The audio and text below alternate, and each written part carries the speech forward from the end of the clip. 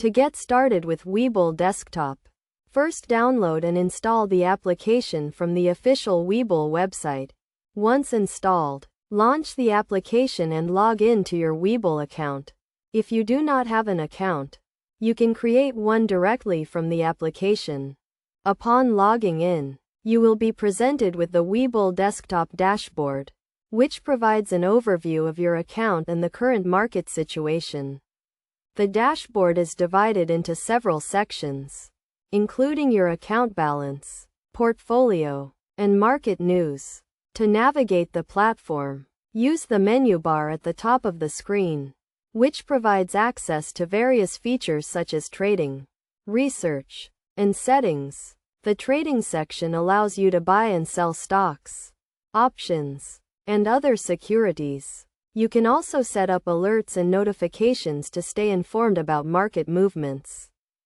To place a trade, select the security you want to trade, choose the order type, and set the quantity and price. You can also use the charting tools to analyze the security's price movement and make informed decisions. The research section provides access to a wide range of tools and data, including real-time quotes, charts, and news. You can also use the screeners to find securities that match your investment criteria. To customize your Webull desktop experience, use the settings section to adjust the layout, notifications, and other preferences. You can also use the help section to access tutorials, FAQs, and customer support.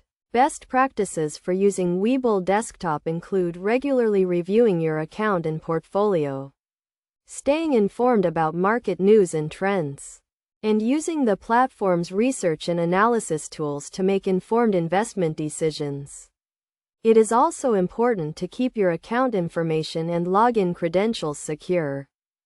By following these steps and using the features and tools provided by Webull Desktop, you can effectively manage your investments and stay ahead of the market. Remember to always use the platform responsibly and in accordance with your investment goals and risk tolerance.